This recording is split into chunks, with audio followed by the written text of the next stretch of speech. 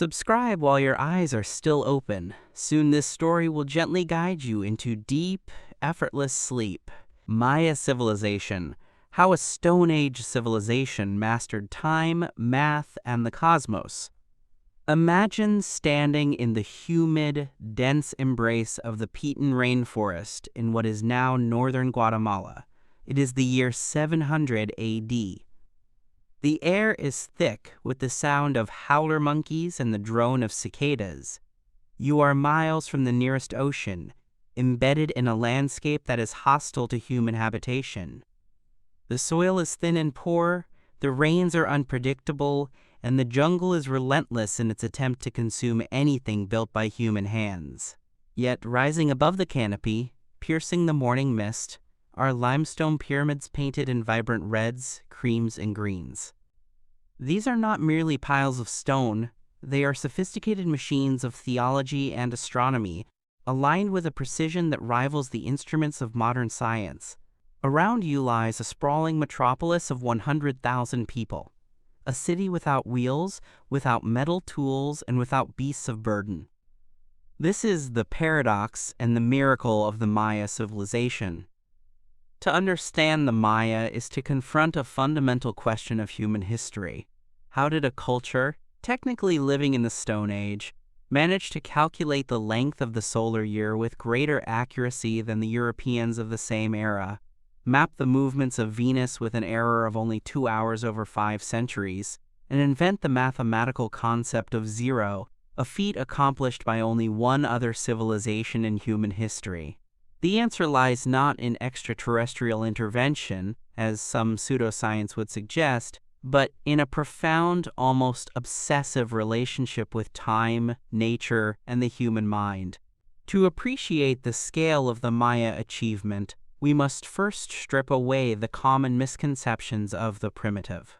In the timeline of human technological development, the Maya appear at a disadvantage. They lacked the potter's wheel.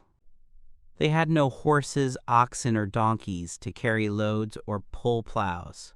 They did not smelt iron or bronze for tools. Their blades were made of obsidian, a volcanic glass sharper than surgical steel, but brittle and difficult to work with.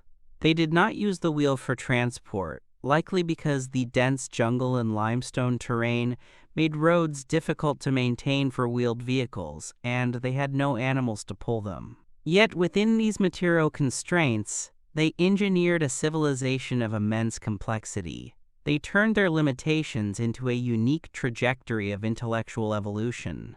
Lacking the metal tools to conquer their environment through brute force, they conquered it through observation and adaptation.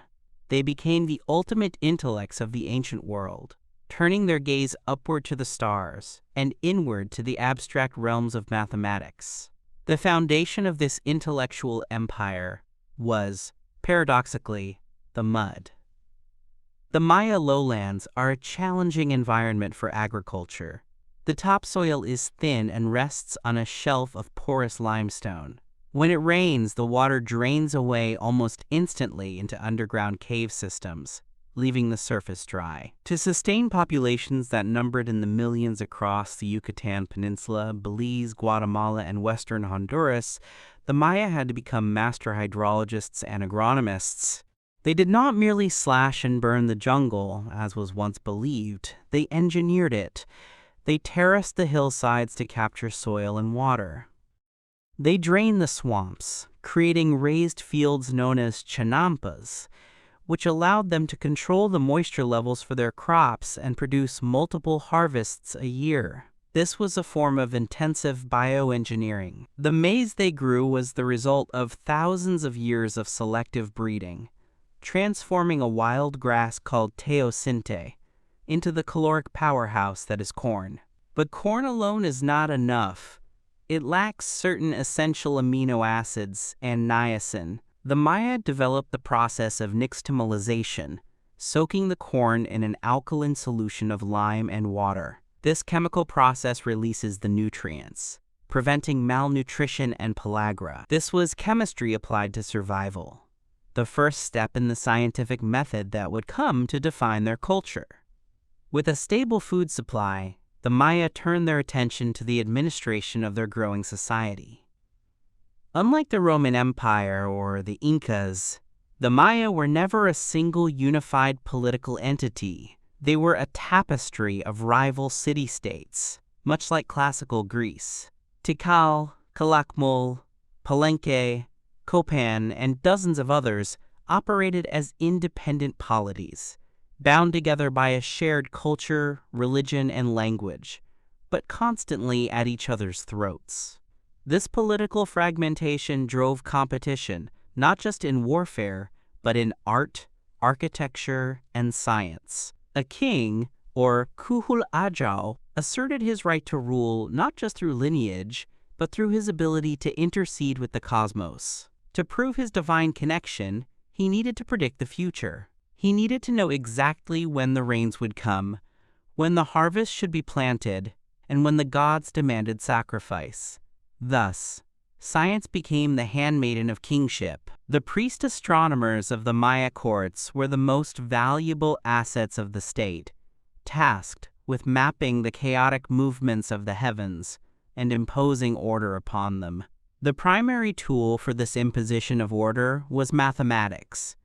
The Maya number system is a marvel of elegance and efficiency. While the Romans were struggling with the clumsy system of Roman numerals, try dividing MDCCXL by 14 and you will see the difficulty. The Maya developed a positional system based on the number 20. This is a vigesimal system. It likely arose from counting on fingers and toes.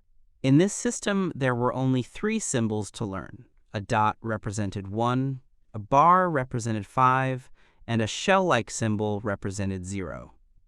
The inclusion of 0 is one of the most significant intellectual breakthroughs in the history of our species. It allows for complex calculations and the representation of infinitely large numbers. In Europe, the concept of 0 would not arrive until the Middle Ages, imported from India via the Arab world. The Maya had it more than 1,000 years earlier. With this tool, they could calculate sums into the millions and billions, allowing them to measure deep time. Deep time was the obsession of the Maya. Most ancient cultures had calendars.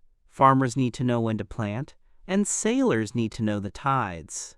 But the Maya took timekeeping to a metaphysical level. They viewed time not as a simple linear progression, but as a complex interplay of cycles, gears within gears. They utilized 3 distinct calendar systems simultaneously. The first was the Tzolk'in, or the sacred round. This was a cycle of 260 days, consisting of 20 named days paired with 13 numbers. The origin of the 260-day cycle is still debated, but many anthropologists believe it relates to the human gestation period, the time from conception to birth. It is a biological calendar, deeply personal and used for divination. Each day had a specific character, a destiny attached to it. Interlocking with the Tzolk'in was the Hab, the solar calendar. The Maya calculated the solar year at 365 days, divided into 18 months of 20 days each, with a 5-day period at the end called the Wayeb. The Wayeb was considered a dangerous time, a liminal space where the boundaries between the mortal world and the underworld were thin. People would extinguish their hearth fires and refrain from eating hot food, waiting with bated breath for the sun to rise on the new year. The precision of the Hab is startling. Modern astronomy calculates the solar year at approximately 365.2422 days. The Maya, without telescopes or clocks, calculated it at 365.2420 days. They achieved this through centuries of multi-generational observation, noting the position of the sun at the horizon, passing the data down from priest to priest, refining the average until it was nearly perfect. When the 260-day Tzolk'in and the 365-day Hab run together, they operate like 2 cogwheels of different sizes. It takes 52 years for the wheels to return to their starting position, a period known as the calendar round. For the average Maya commoner, this 52-year cycle was the horizon of history. It was a lifetime. At the end of a calendar round, a great new fire ceremony was performed to ensure the universe would continue. But for the kings and the scribes, 52 years was insufficient. They wanted to link their reigns to the creation of the universe. They wanted immortality. For this, they developed the long count. The long count is a linear count of days beginning from a mythological start date. This date corresponds to August 11th, 3114 BC in our Gregorian calendar. Why this specific date was chosen remains a subject of scholarly debate, likely representing a mythological creation event similar to the biblical Genesis. The long count tracks time in units based on the power of 20. A day is a kain. 20 days is a wino. 18 winos make a ton, 360 days approximating a year. 20 tons make a katon, roughly 20 years. 20 katons make a baktun, roughly 394 years. This system allowed the Maya to specify any date in history with absolute precision. When we see a date carved on a stela, a stone monument, it reads like an odometer of time. 9.15.10.0.0. This tells us exactly how many days have passed since the creation event. This obsession with precision allowed them to write history. They recorded the births of kings, the ascensions to the throne, the victories in war, and the dedications of temples. They fixed these events in the stream of time, anchoring the present to the deep past. This brings us to the famous end of the world phenomenon that gripped popular culture in 2012. The 13th Baktun of the Maya long count ended on December 21, 2012. Sensationalists claimed the Maya predicted an apocalypse. This was a gross misunderstanding of Maya thought. To the Maya, time was cyclical. When a cycle ends, it does not mean the end of existence. It means the beginning of a new cycle. The 13th Baktun was simply a odometer rolling over. It was a time for celebration, for renewal, not for fear. The ancient scribes who carved these dates projected time millions of years into the future. There are inscriptions at the site of Palenque that reference dates thousands of years from now. They did not see an end. They saw an eternal rhythm. To populate this rhythm with meaning, the Maya looked to the stars. Maya astronomy was naked eye astronomy at its zenith. Their observatories were not domed buildings with telescopes, but architectural complexes designed to create sightlines. The most famous example is the group of structures found at Uaxactun and dozens of other sites, known as E-groups. These consist of a western pyramid and a raised platform to the east with 3 smaller structures. An observer standing on the western pyramid would see the sun rise exactly over the northern temple on the summer solstice, over the southern temple on the winter solstice, and over the central temple on the equinoxes. The architecture itself was a calendar. But the sun was predictable. The real challenge, and the focus of Maya theological anxiety, was the planet Venus. To the Maya, Venus was not the Roman goddess of love. It was a male deity, aggressive and dangerous. They called it the Great Star, or Chak-Ek. The appearance of Venus as the morning star, rising before the sun, was seen as a harbinger of war and famine. The Dresden Codex, one of the few surviving Maya books, contains a complex table detailing the cycle of Venus. The planet has a synodic period, the time it takes to return to the same position in the sky relative to the sun, of 584 days. The Maya calculated this with an error of less than 1 day in 6,000 years.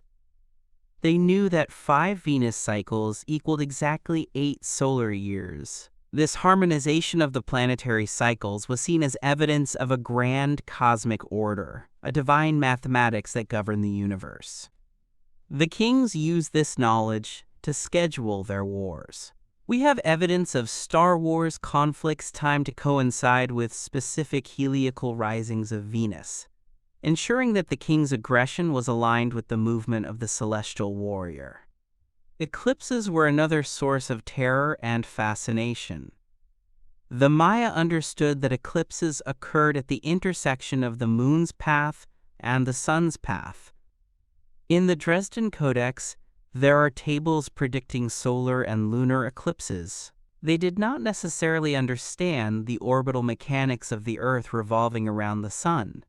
They operated within a geocentric worldview, but their observational data was so robust they could predict when the sun would be eaten. They developed a warning system. If an eclipse was predicted, rituals could be prepared to help the sun survive the ordeal. This is the essence of Maya science. Observation leads to prediction. Prediction leads to control, and control validates the social hierarchy. All of this knowledge, the math, the calendars, the astronomy, was recorded. The Maya developed the only fully functional writing system in the pre-Columbian Americas. For centuries, scholars believed the intricate carvings on their temples were merely decorative or purely esoteric astrological signs. It was not until the mid-20th century, thanks to the breakthrough work of a Russian linguist named Yuri Knorozov, that the code was cracked. Knorozov realized that the glyphs were not just pictures. They were a mixture of logograms, signs representing whole words, and syllabograms, signs representing phonetic sounds. It was a logosyllabic system, much like modern Japanese. This realization opened the floodgates. Suddenly, the silent stones began to speak. We learned that the Maya were not a peaceful race of stargazer priests, as earlier archaeologists had romanticized. They were historical actors with egos, ambitions, and feuds.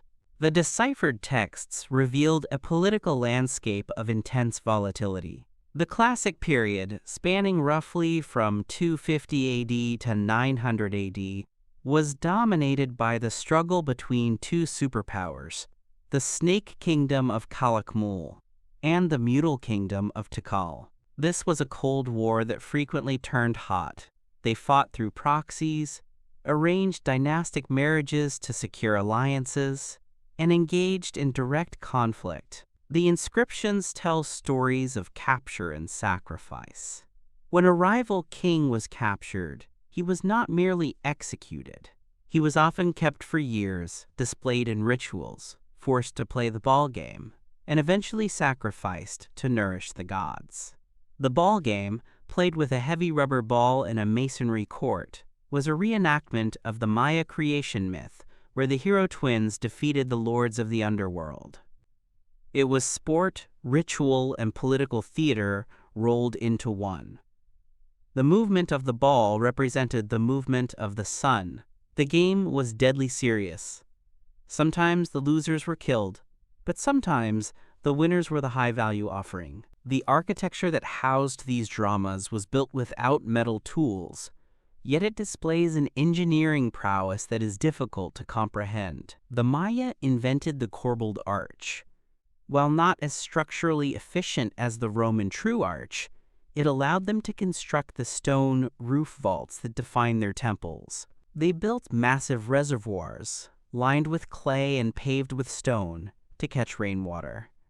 At Tikal, recent excavations have discovered that they used zeolite and quartz, minerals imported from miles away, to filter the water entering these reservoirs. This is the earliest known example of water filtration in the Americas.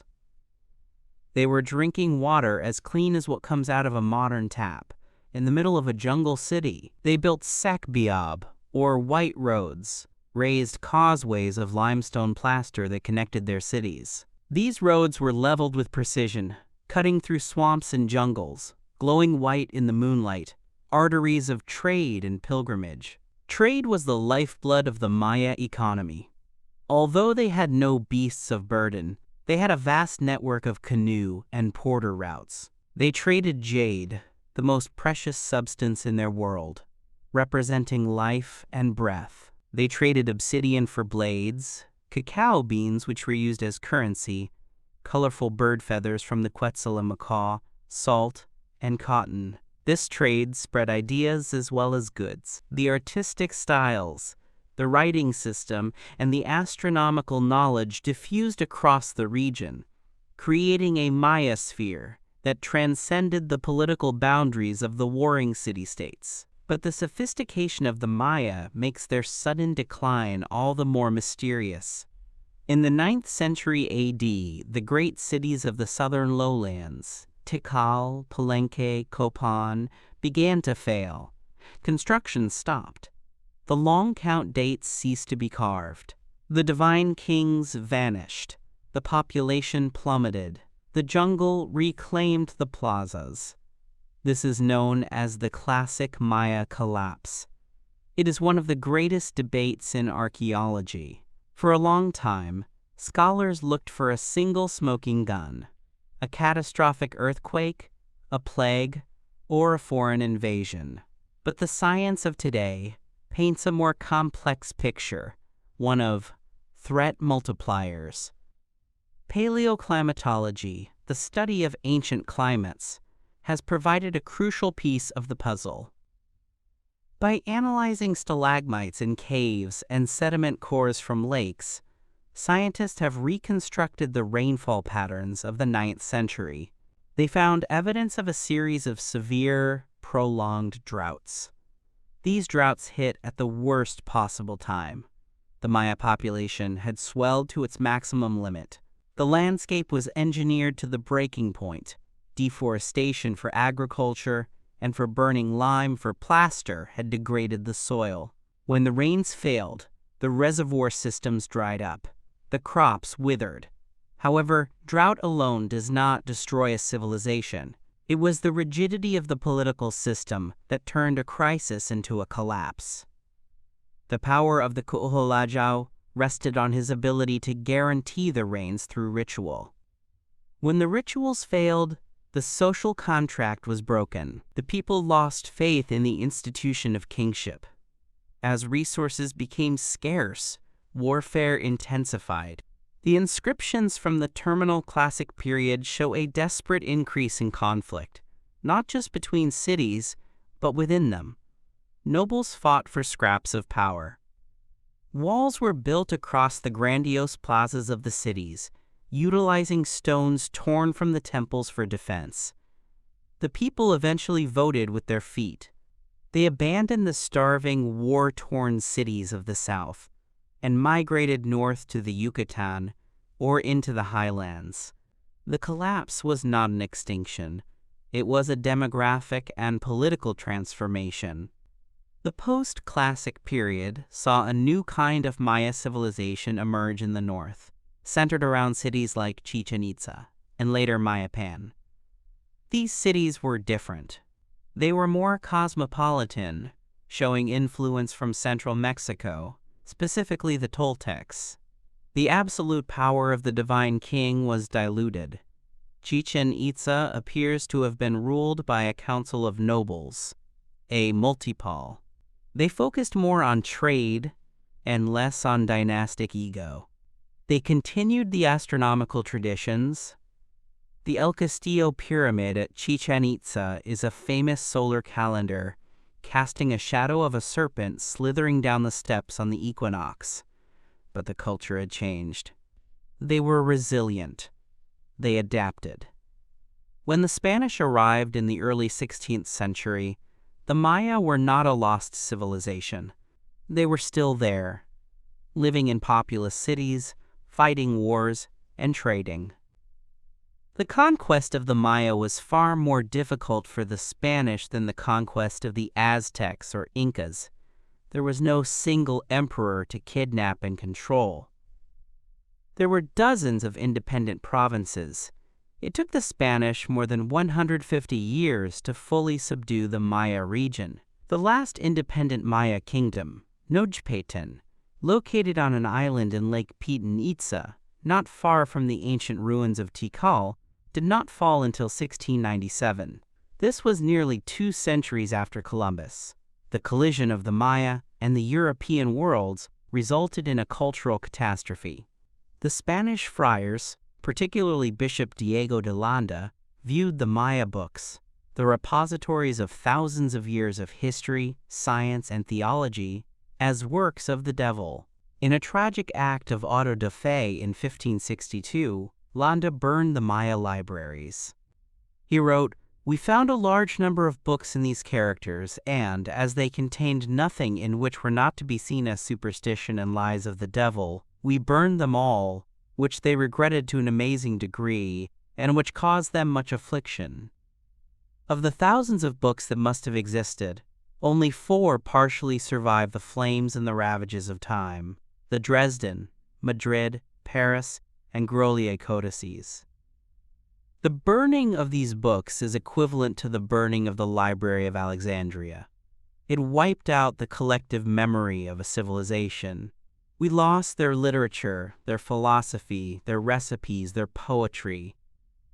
What remains are the inscriptions on stone, which are mostly political propaganda, and the few fragmented books on astronomy. We are left to reconstruct the mind of the Maya from the bones of their cities.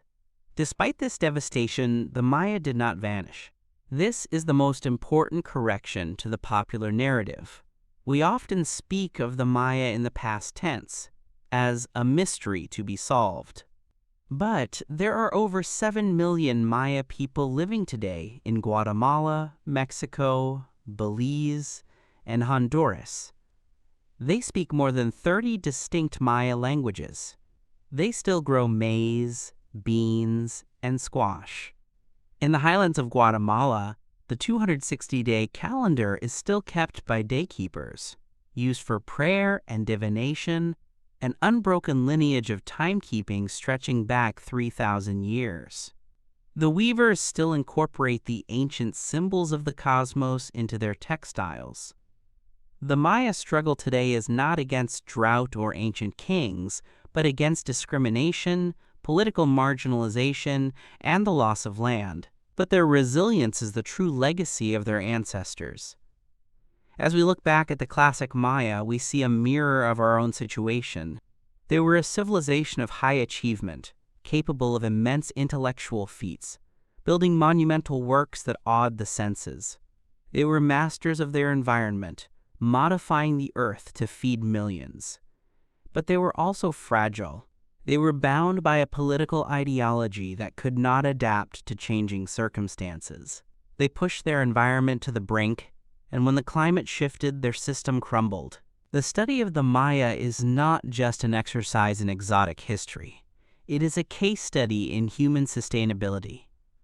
Consider the intellectual leap required to invent the zero. In a world of tangible objects, 3 stones, 5 trees, 10 fingers, the concept of nothing as a placeholder, as a value that enables higher mathematics, is a profound abstraction. It suggests a mind that is comfortable with the theoretical, with the void. The Maya used this to calculate dates millions of years in the past and future. They were not afraid of deep time. They embraced it. They understood that human life is a small cycle within a larger cycle, which is within a larger cycle still. The accuracy of their astronomy forces us to reconsider the definition of science. We often conflate science with technology. We assume that because we have digital telescopes and satellites, our understanding of the universe is the only valid one.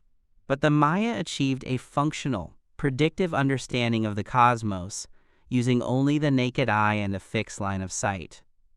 They did this through persistence. Science, in its purest form, is the recording of data over time to find patterns.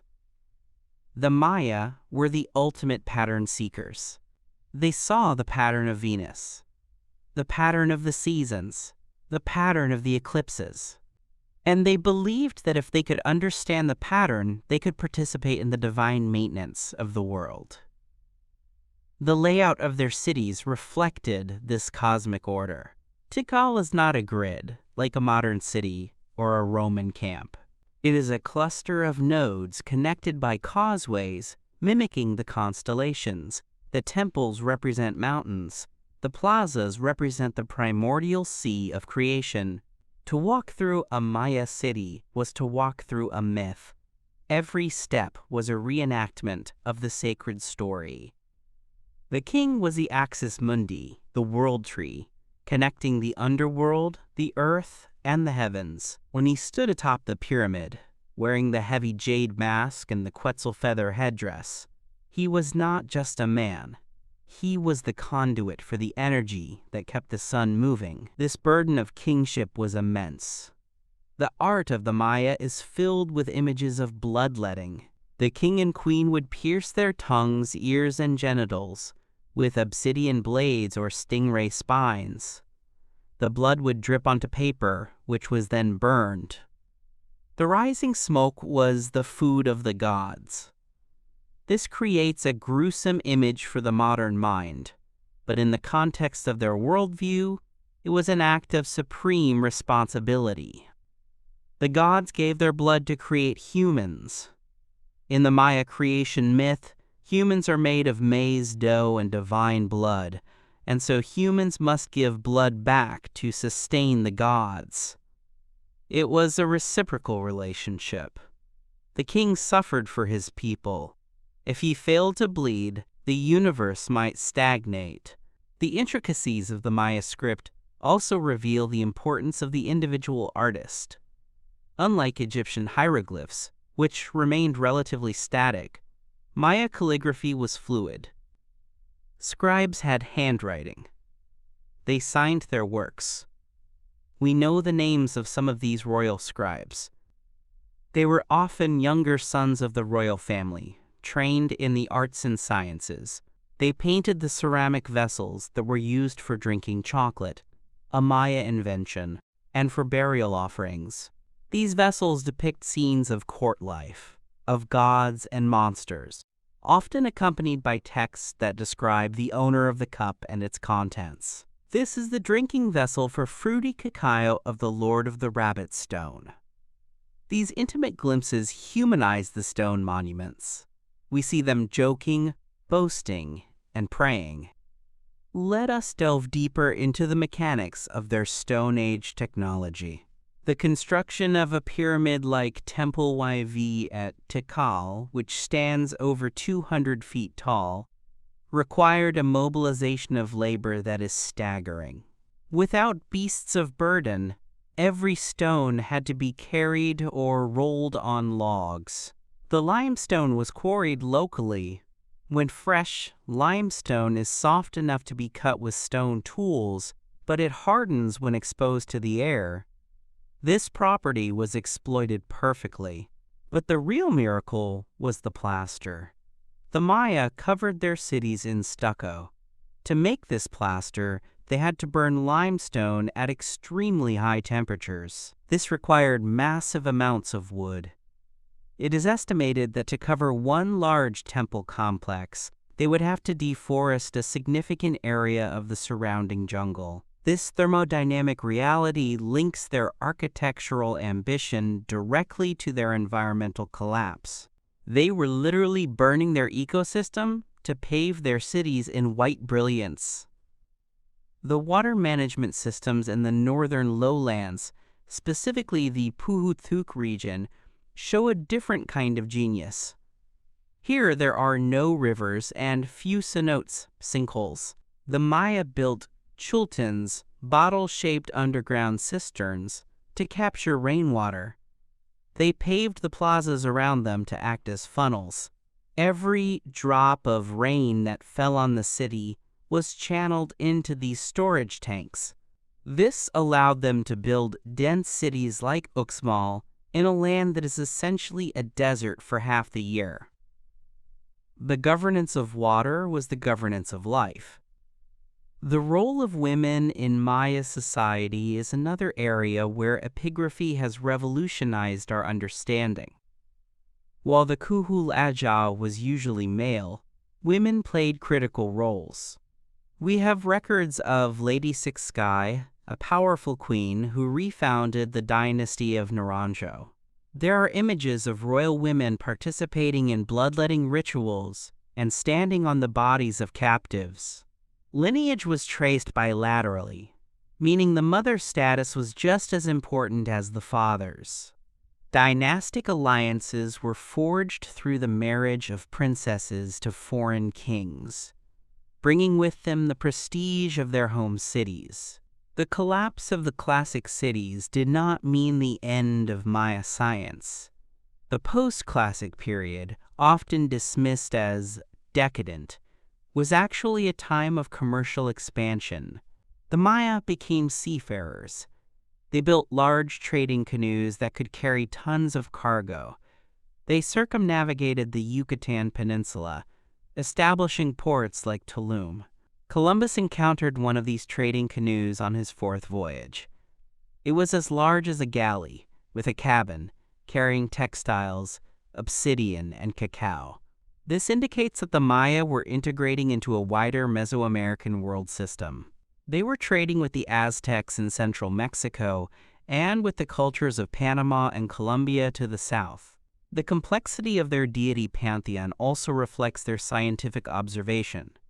They did not have a simple sun god. They had different aspects of the sun for different times of the day and year. Quinichahau was the sun at its zenith, a fierce and hot force. The night sun, the jaguar god of the underworld, was the sun traveling through the earth at night. Trag was the rain god, depicted with a reptilian snout, often shown wielding an axe of lightning. But there were 4 Kekeks, one for each cardinal direction, each associated with a color: red, east; white, north; black, west; and yellow, south. This color directional system was fundamental to their cosmology. It tied the physical world of geography to the theological world of the gods. The center was green, represented by the ceiba tree, the axis of the world. When we consider the Maya mastery of agriculture, we must look at the milpa cycle. This is often misunderstood as simple slash and burn. In reality, it is a complex agroforestry cycle. A plot of land is cleared and planted with maize, beans, and squash, the 3 sisters. The corn provides the stalk for the beans to climb. The beans fix nitrogen in the soil to fertilize the corn. The squash spreads along the ground, retaining moisture and preventing weeds. After a few years, the plot is allowed to go fallow, but it is not abandoned. It becomes a managed garden of fruit trees and useful plants that attract game animals. The Maya forest was not a wilderness, it was a garden. The wild jungle that early explorers found was actually a feral landscape, a garden that had overgrown after the gardeners disappeared. Recent LiDAR, light detection and ranging surveys, which use lasers to strip away the jungle canopy digitally, have revealed that the Maya lowlands were densely packed with fields, canals, and settlements. The population estimates have skyrocketed. We are talking about a landscape that was as modified and populated as rural China or England. This density forces us to rethink the nature of urbanism. Maya cities were not dense clusters of housing like Teotihuacan or Rome. They were garden cities. The residential compounds were spread out, interspersed with kitchen gardens and orchards. This low-density urbanism is actually more sustainable in a tropical environment than high-density packing, as it allows for better sanitation and local food production. However, it also meant that the city took up a huge amount of space, blurring the lines between urban and rural. The city was everywhere. The intellectual legacy of the Maya is most poignant in their refusal to separate the rational from the spiritual. For us, math is a tool of commerce or physics, devoid of moral content. For the Maya, numbers were gods. The number 13 was not just a quantity, it was a deity with a face and a personality. To calculate was to commune with the divine. To track the stars was to read the mind of the creators. This holistic view meant that their science was never cold. It was always serving a human and social purpose. The calendar didn't just tell you the date, it told you who you were and what your destiny was. In the late Classic period, the rivalry between Tikal and Calakmul created a bipolar world that pulled every smaller city into its orbit. This is comparable to the US and USSR during the Cold War. Tikal, the older power, was encircled by allies of Calakmul.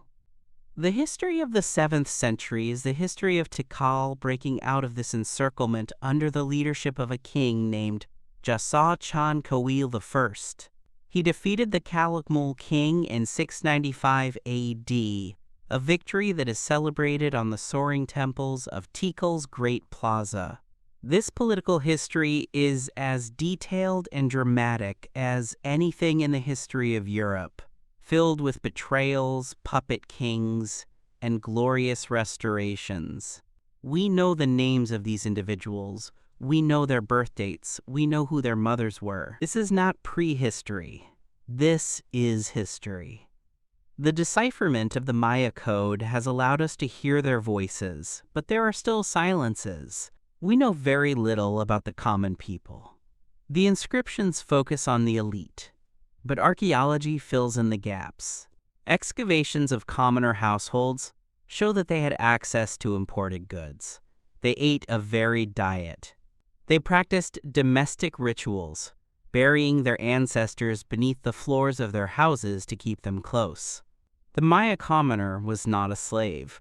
They were part of a complex economy, paying tribute but also participating in the market. The collapse also led to a shift in the perception of time. In the post-classic, the long count was largely abandoned. They switched to a generic short count, an abbreviated system. This suggests a change in philosophy, perhaps the obsession with deep time, and the glorification of the dynastic lineage was seen as a failure. The new society focused more on the present, on the pragmatic cycles of the calendar round. They simplified their relationship with eternity.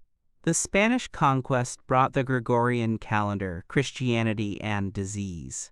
Smallpox decimated the population before the soldiers even arrived. But the Maya synthesized the new with the old. They identified Jesus with the sun, the Virgin Mary with the moon goddess, and the cross with the world tree. They hid their old gods behind the masks of Catholic saints. This syncretism allowed their culture to survive the spiritual assault of the Inquisition. The Popol Vuh, the council book of the Quiche Maya, was written down in the Latin alphabet shortly after the conquest. It preserves the beautiful and surreal mythology of the Maya, the hero twins, the ball game against the death gods, the failed creations of mud and wood, and the final creation of humans from corn. It is one of the world's great pieces of literature, saved from the fires of intolerance by secret scribes. The story of the Maya is a testament to the potential of the human mind. Starting with the most basic materials, stone, wood, bone, and shell, they built a mental architecture that reached the heavens. They showed that technology is not just about machines, it is about systems of thought. A culture can be Stone Age in tools, but Space Age in mathematics. They teach us that there are many ways to be civilized. They mastered the rainforest not by paving it over, but by understanding its flows. They mastered time not by racing against it, but by observing its cycles. Today, as we face our own environmental crises and question the sustainability of our civilization, the Maya offer both a warning and a hope. The warning is clear. Even the most sophisticated society can fail if it overtaxes its resources and refuses to adapt its political structures. The hope lies in their resilience. The cities fell, the kings vanished, but the people and the culture endured. The spoken words of the ancient prayers can still be heard in the highlands of Guatemala. The fire on the hearth still burns. The count of days continues. The Maya did not disappear. They just changed. And in that ability to change lies the secret to mastering time itself. Let us return to the image of the pyramid rising from the jungle. It is overgrown now, the roots of great trees prying apart the stones. But if you clear away the moss, you can still see the glyphs. You can see the dots and bars. You can see the face of the maize god. It is a message from the past, written in a code that we have finally learned to read. It says, "We were here. We counted the days. We saw the stars. And we are still here." When you look at the night sky, you are seeing the same sky the Maya saw. You are looking at the clock face that they deciphered. Venus still rises as the morning star. The Pleiades still herald the rainy season. The cycles continue. The Maya civilization was a brilliant flash of human genius that illuminated the dark canopy of the rainforest, a testament to what we can achieve when we align our minds with the cosmos. They were the masters of time, and in a way, through their stones and their stories, they have defeated it. They have achieved the immortality their kings so desperately sought. They live on in the math of the stars and the DNA of the people who still walk the earth of the Yucatan. The Stone Age astronomers who looked up and saw not just lights, but a clockwork universe, have left us a legacy that transcends the ruin of their cities. They remind us that to be human is to wonder, to calculate, and to remember. To truly grasp the magnitude of the Maya achievement, we must pivot from the macrocosm of the stars to the microcosm of the written word, for it is in the decipherment of their intricate script that the silent stones have finally begun to relate their specific human histories. The transition from viewing the Maya as abstract timekeepers to seeing them as flesh and blood political actors was not immediate. It was a hard-won intellectual victory that unspooled over the course of the 20th century, transforming our understanding of the ancient Americas. Before we delve into the blood-soaked dynastic wars and the psychedelic rituals of the court, we must understand the tool that preserved these memories, the logosyllabic script. For centuries, the Western world looked at the Maya stelae, those upright stone slabs carved with reliefs of kings, and saw only gods and dates. The figures were assumed to be peaceful priests, obsessively marking the passage of time in a vacuum of social conflict. This was the Mayanist view, championed by the leading archaeologists of the early 1900s, most notably J. Eric S. Thompson. Thompson was a brilliant man, but a rigid thinker. He insisted that the Maya writing system was not a true phonetic script, but a collection of ideographs, vague symbols representing abstract concepts like civilization or water, unconnected to the spoken language of the Maya people. He successfully blocked alternative theories for decades, creating a dogma that suffocated progress. The breakthrough came from an unlikely source, far removed from the steamy jungles of the Piton.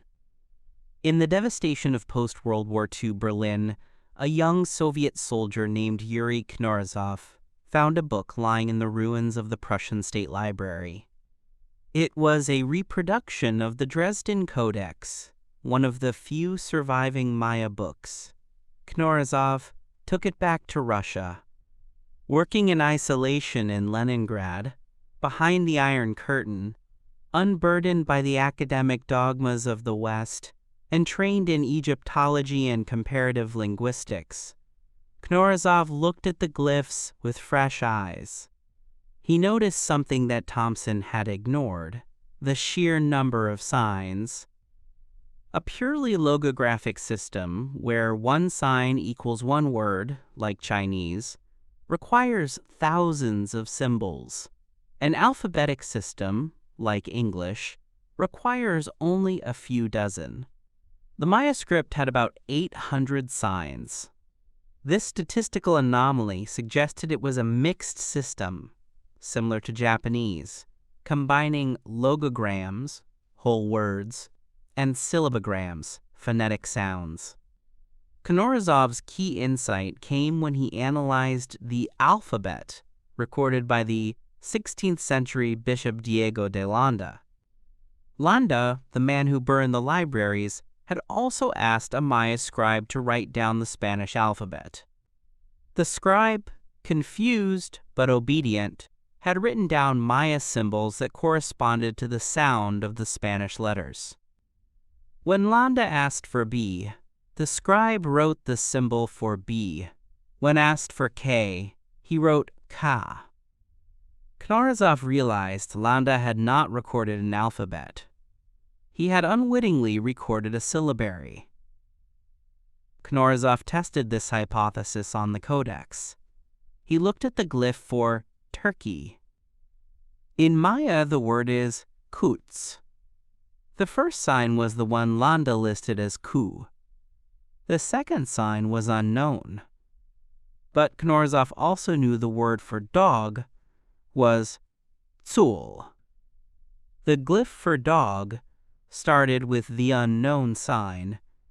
If the system was phonetic, the dog glyph should start with tsu. Therefore, the turkey glyph was kutsu. The final vowel is usually dropped in Maya spelling, making it kuts. It worked. The code was cracked. When Knorozov published his findings in 1952, he was dismissed by Thompson as a victim of Marxist propaganda. It took another 2 decades for the Cold War politics to fade and for Western scholars to accept the truth. The Maya were writing their spoken language. They were talking to us. Once the phonetic nature of the script was accepted, a flood of historical information was released. The next great leap came from Tatiana Proskouriakov, a Russian-American architect and illustrator working at the Peabody Museum. She was studying the stele of Piedras Negras, a site on the Usumacinta River. She noticed a pattern in the dates. There would be a date accompanied by a figure of a person seated in a niche, a distinct ascension motif. Then, a series of dates would follow, roughly every 5 years. Then, after a period of 60 or 70 years, the pattern would stop, and a new ascension date would appear. Proskouriakov realized these were not astronomical cycles. They were lifetimes. The first date was a birth. The ascension date was the crowning of a king. The final dates were death and burial. In 1960, she published her paper implying a revolutionary fact. The figures on the monuments were not gods or anonymous priests. They were historical rulers. They were kings, queens, and warlords. They had names, they had parents, they had enemies. The Maya suddenly had a history. This history, as it turns out, plays out like a Shakespearean tragedy or a season of Game of Thrones set against the backdrop of a tropical forest. The deciphered texts revealed that the Maya lowlands were dominated by 2 great hegemonic powers locked in a centuries-long struggle for supremacy. On one side was the Mutal Kingdom, centered at Tikal. Its emblem glyph was a bundle of hair, and it represented one of the oldest and most prestigious dynasties. On the other side was the Ka'anul, or Snake Kingdom. Its emblem glyph was a grinning snake head. The Snake Kings were expansionist, aggressive, and politically savvy. For centuries, scholars thought Tikal was the center of the Maya world. But the glyphs revealed that for a long period, the Snake Kings of Calakmul, and earlier Tzbanche, had effectively surrounded and strangled Tikal, creating a superstate that controlled a vast network of vassal cities.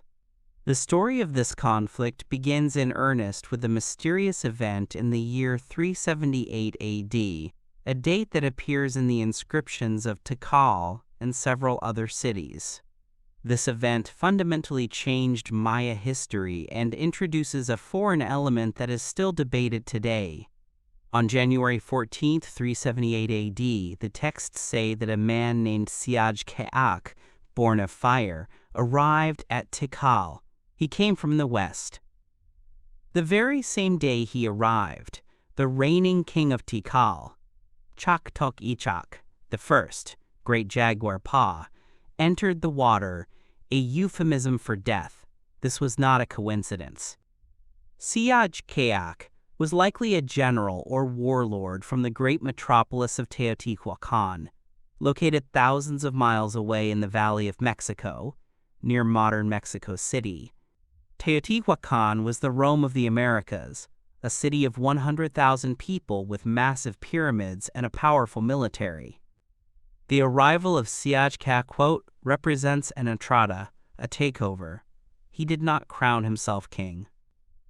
Instead, he installed a new ruler, Yaxnun Ahin Worst, first crocodile, who is depicted in art wearing Teotihuacan-style garb, rectangular shields, goggle-eyed rain god headdresses, and using an atlatl, spear thrower.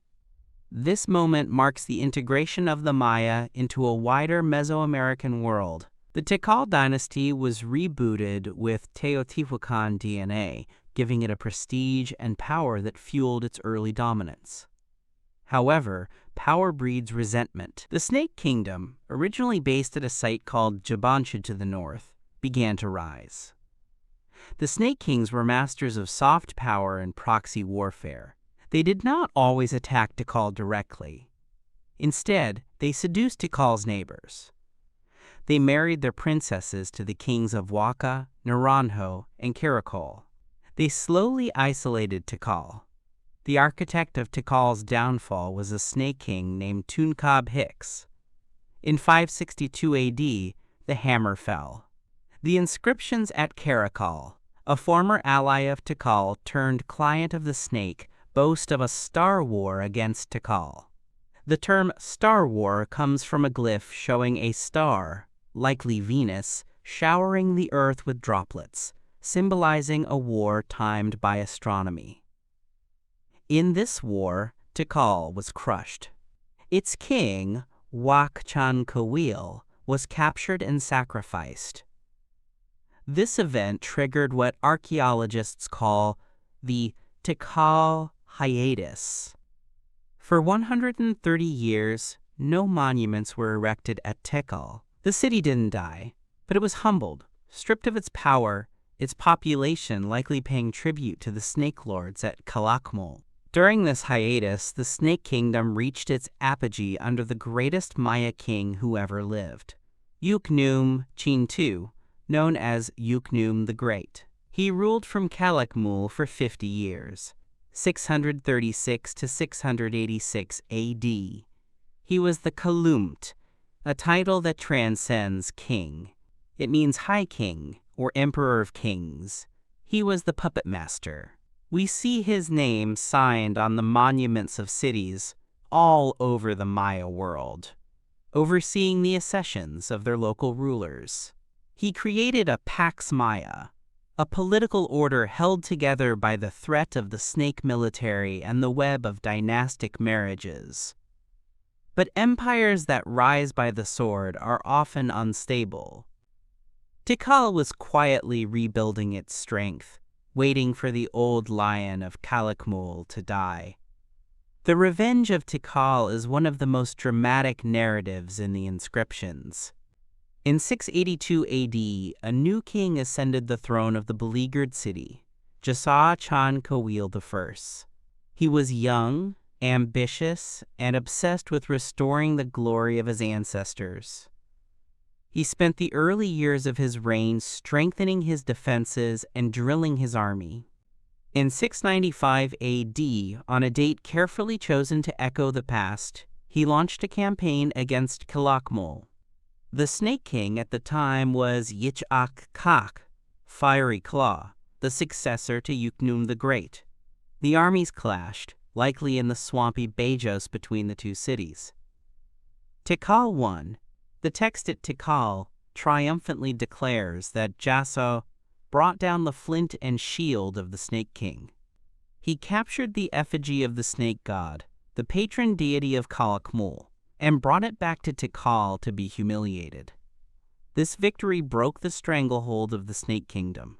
It launched a renaissance at Tikal that saw the construction of the iconic temples we see today. Temple 1, the Temple of the Great Jaguar, is Jasa's tomb. It was built by his son to honor the man who saved the city. Standing 154 feet high, it is a monument to resilience. While the kings fought, the royal courts that surrounded them were hives of ritual, art, and excess. To imagine the life of a Maya elite, one must visualize a world of extreme aesthetic refinement. Physical appearance was a marker of class. Immediately after birth, noble infants had their heads bound between boards to elongate the skull. A high, sloping forehead was considered the epitome of beauty, perhaps mimicking the shape of an ear of corn, the substance of life. They also practiced dental modification. The teeth were filed into points or T-shapes and often drilled to be inlaid with jade, pyrite, or hematite. When a Maya king smiled, his mouth glittered green and gold. They wore heavy ear spools, nose plugs, and elaborate headdresses made of bamboo frames covered in the iridescent tail feathers of the quetzal bird. The penalty for a commoner killing a quetzal was death. The birds were caught, plucked, and released. The diet of the court was equally refined. The Maya were the inventors of chocolate, but they did not eat it as a solid bar. They drank it as a frothy, spicy beverage.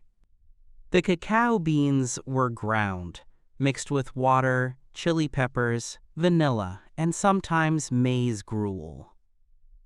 The mixture was poured from a height between vessels to create a thick foam. This foam was the most prized part. Considered to hold the soul of the cacao, they served it in tall, painted cylinder vases. These vases are the Greek vases of the Americas, covered in fine line painting and calligraphy. They depict scenes of courtly life. The king looking in a pyrite mirror held by a dwarf. Dwarves were considered special beings close to the spirit world. Ambassadors arriving with tribute, and the preparation of tamales. The tamales were often filled with iguana, turkey, or venison. But the rituals of the court went beyond food and fashion. The Maya utilized mind-altering substances to contact the other world. In addition to drinking balche, a fermented honey wine infused with the bark of the balche tree, they used tobacco, but a species, Nicophocina rustica, much more potent than modern commercial tobacco. It was smoked in large cigars, but also used in enemas. The art on some vases clearly depicts enema rituals, where the king or priests are injecting substances into the rectum to achieve a rapid, intense trance state without vomiting. They also likely used the venom of the Buphos marinus toad and the seeds of the morning glory flower, which contain LSD-like compounds. In these trance states, the king would travel to the axis of the universe to communicate with ancestors. This was not recreational, it was work. The visions obtained were the guidance needed to rule. The most famous architectural setting for the drama of Maya life was the ball court. Every major city had at least one. Chichen Itza has the largest, but they are ubiquitous. The game, known as pits, was played with a solid rubber ball that could weigh up to 8 or 9 pounds. The players wore heavy protective padding around their waists, yokes, knees, and elbows. The rules varied, but generally, the objective was to keep the ball in play, using only the hips, thighs, and elbows, no hands or feet, and to drive it into the opponent's end zone or through stone rings set high on the walls. The ball moved with lethal velocity. A direct hit to the stomach could rupture organs. But pits was more than a sport. It was a reenactment of the creation myth found in the Popol Vuh. In the myth, the hero twins, Hunahpu and Xbalanque, are great ball players. Their noise disturbs the lords of Xibalba, the underworld. The lords invite them down to play a game. The twins must survive a series of tricks and trials in the House of Darkness, the House of Knives, the House of Cold, and the House of Jaguars. They are killed but resurrect themselves, eventually defeating the Death Lords through trickery and ascending to become the sun and the moon. When mortals played the game, they were stepping into this cosmic narrative. The court itself was a crack in the earth, a portal to Xibalba. The movement of the ball represented the movement of the sun into and out of the underworld. The stakes were often life and death. We have depictions of the aftermath of games where a player is decapitated. 7 streams of blood spout from the neck, transforming into 7 serpents. This sacrifice was necessary to ensure the sun would rise again. It brings up a chilling realization. In the Maya mind, the maintenance of the universe required human participation, often violent participation. Speaking of Xibalba, the Maya relationship with the underground was profound. The landscape of the Yucatan and Piton is a karst limestone shelf riddled with caves and underground rivers. For the Maya, these caves were the actual entrances to the underworld. They were places of terror and power. Archaeologists exploring these caves today often find them untouched since the Classic period. They find ceramic pots left as offerings, formations of stalagmites that have been modified to look like faces, and the remains of sacrifices. The cave was the womb of the earth and the tomb of the dead. Emerging from a cave was a metaphor for birth and creation. Many temples were built directly over natural caves to harness this power. The Temple of the Sun at Teotihuacan is built over a clover-leaf-shaped cave. At Chichen Itza, the high priest's grave is a pyramid built directly over a deep vertical shaft leading to a natural cavern. One of the most spectacular discoveries regarding the royal cult of death occurred at the city of Palenque. Palenque is set against the Chiapas Hills, famous for its elegant architecture and mansard-style roofs. Its greatest king was Kinich Pakal, or Pakal the Great. He ascended the throne as a boy of 12 and ruled for 68 years, one of the longest reigns in world history. For years, archaeologists assumed the pyramids of the Maya were purely temples, unlike the pyramids of Egypt, which were tombs. But in 1952, the Mexican archaeologist Alberto Ruiz Luillier noticed a discrepancy in the floor of the Temple of the Inscriptions at Palenque. One of the flagstones had finger holes. He lifted it and found a staircase filled with rubble. It took him 4 seasons to dig his way down. At the bottom, deep inside the pyramid, he found a crypt. Inside the crypt was a massive limestone sarcophagus, covered by a 5-ton carved lid. The lid is one of the masterpieces of Maya art. It depicts Pakal falling backward into the jaws of the underworld, represented by a skeletal monster, while simultaneously being reborn as the world tree. A bird deity perches at the top. This image became famous in the 1960s when pseudo-historian Eric von Daniken claimed it showed a man driving a spaceship, citing the flames, which are actually the roots of the world tree, and the controls, which are stylized representations of the sky and earth. This ancient astronaut theory is a gross misinterpretation that ignores the entire iconography of the Maya culture. It robs the Maya of their own theology. The truth is far more poetic. Pakal is suspended between death and resurrection, ensuring the continuity of his people through his own transformation into a god. Inside the sarcophagus, Pakal's body was covered in jade. He wore a death mask made of hundreds of pieces of jade mosaic, preserving his features for eternity. The power of these kings, however, was not just mystical, it was military. Maya warfare was long misunderstood as ritualistic skirmishing to capture prisoners. We now know it was total war. They used siege tactics, fortifications, and scorched earth policies. The weapons were Neolithic but deadly. The primary long-range weapon was the atlatl, or spear thrower, which could launch a dart with enough force to pierce Spanish armor. In close quarters, they used the makuahitil, a wooden club embedded with obsidian blades. Obsidian is volcanic glass.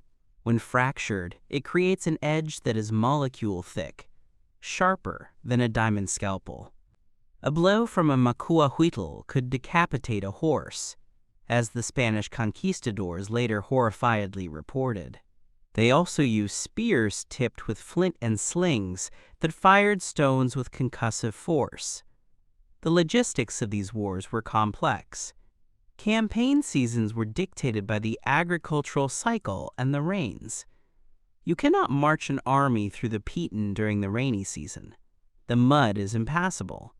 Thus, wars were fought in the dry season, when the harvest was in and the men were available. The Star Wars mentioned earlier were timed to coincide with the first appearance of Venus as the morning star or the evening star. This suggests that the generals were taking marching orders from the astronomers.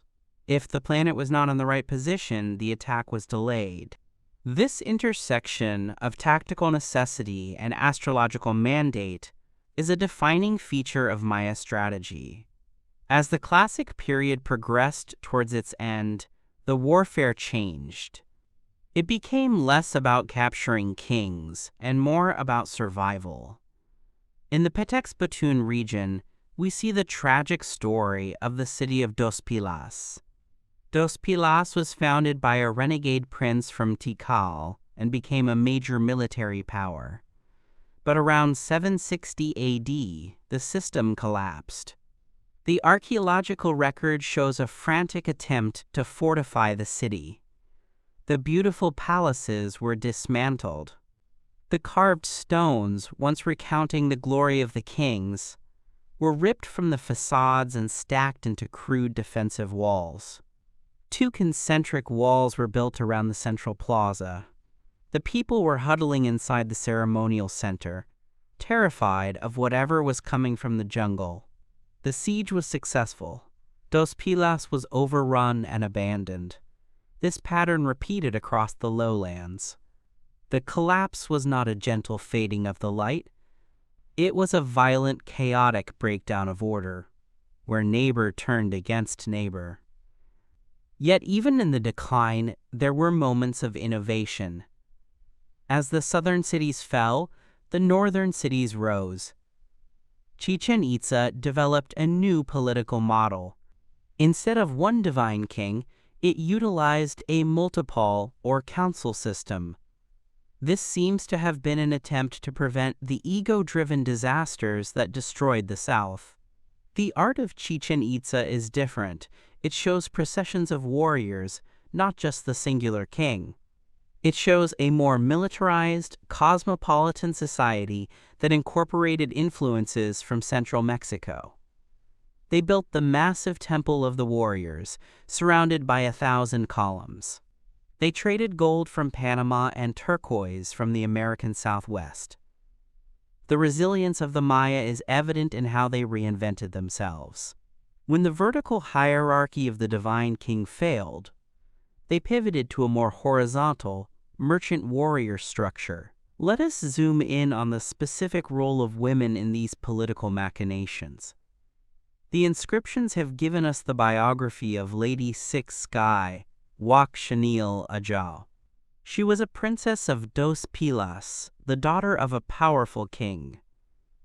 In 682 AD, she was sent to the city of Naranjo. Naranjo had been defeated by Caracol, and its royal line was broken.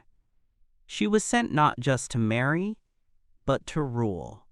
The stelae at Naranjo depict her standing on the back of a captive warrior. She is dressed in the full regalia of a warrior queen, holding a shield and a scepter.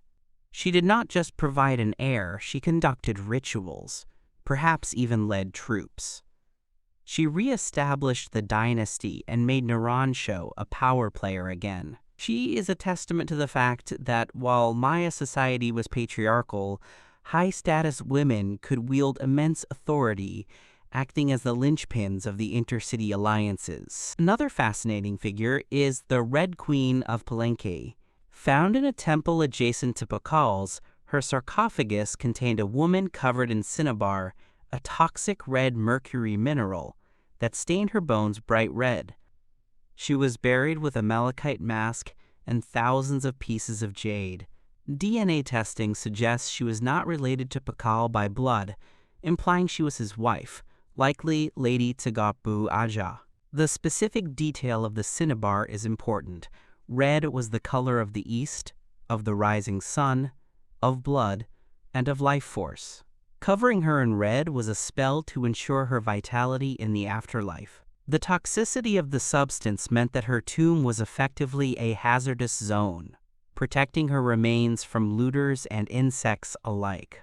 The intellectual life of the scribes who recorded these events was intense. A scribe was a specialized artist. They held a high rank in court. The act of writing was considered a sacred craft. The brush, made of animal hair, was the tool of creation. We have found scribal ink pots made of conch shells. In Maya art, the monkey scribes are patron gods of writing, often depicted as howler monkeys holding brushes. This connects the act of writing to the chaotic, creative energy of the forest. The scribes had to master not only the hundreds of glyphs, but also the complex mathematics of the calendar. They were the historians, the accountants, and the propagandists of the realm. A scribal error on a monument could be a disaster. We see very few corrections. They laid out the text grids with mathematical precision before carving. We must also consider the invisible technology of the Maya, their textiles. Because of the humid climate, almost no cloth has survived. But the art shows us that they were master weavers. They grew cotton and agave fibers. They dyed them with indigo, blue, cochineal, red, and crushed shellfish, purple. The patterns on the kings' robes in the stone carvings are intricate, geometric designs, floral motifs, and mythological beasts. The production of these textiles was likely a massive industry, primarily driven by women of all classes. Cotton bales were a form of currency. When the Spanish arrived, they were astounded by the quality of Maya cotton, which they found superior to European wool. The sails of the Maya trading canoes were woven from this durable cotton, powering their commerce up and down the coast. The collapse also led to a fascinating shift in the location of populations. We often think of the Maya fleeing the cities, but where did they go? Many moved to the coasts and the lakes. The post-classic period saw a boom in maritime trade. The island city of Tayasal, Nojpeten in Lake Peten Itza, became a fortress.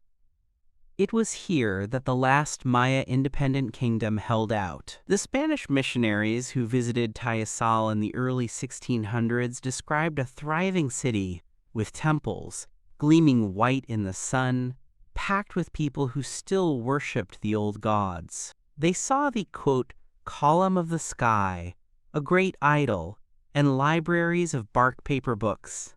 The fact that this city survived in the middle of the jungle, surrounded by Spanish colonies, for 150 years after the conquest, is a specific detail that highlights the tenacity of Maya political organization.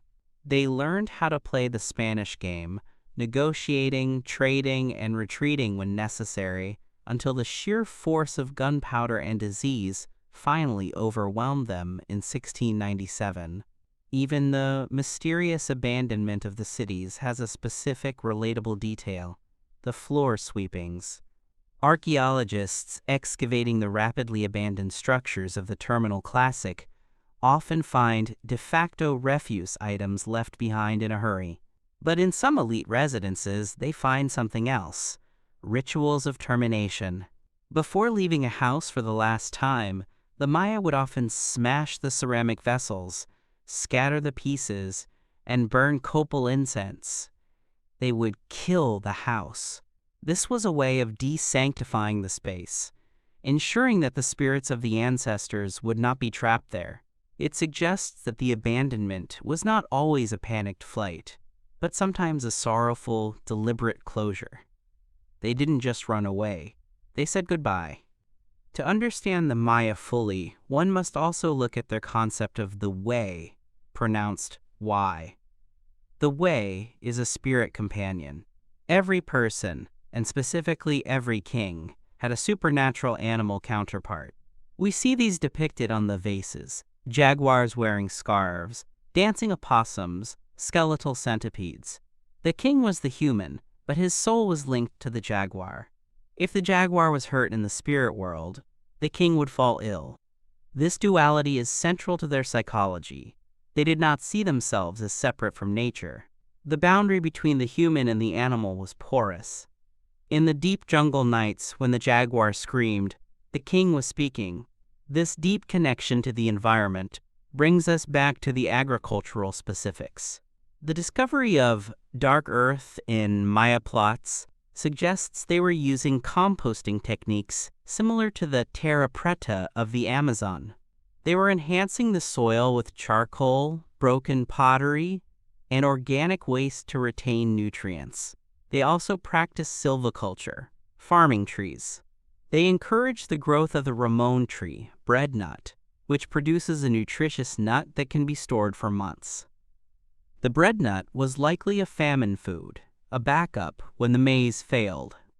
The complexity of their food web, maize, beans, squash, chili, avocado, papaya, ramon, manioc, cacao, shows a diversification that modern monoculture farming lacks. They knew that diversity was the hedge against disaster. As we peel back the layers of the Maya civilization, the Stone Age label dissolves. We see a society of immense sophistication, driven by the same desires and fears that drive us. We see parents binding their children's heads to ensure they are beautiful and successful. We see kings rewriting history to hide their defeats. We see queens stepping up to save their dynasties. We see a people terrified of the dark, lighting fires and offering blood to keep the sun rising. We see a civilization that built a machine of stone and math to make sense of the infinite. And in the glyphs, those beautiful, complex, squarish blocks of signs, we finally hear them speaking, not as mysterious aliens, but as brilliant, flawed, and fascinating human beings. The silence of the jungle is an illusion. It is loud with their history. If only we know how to listen.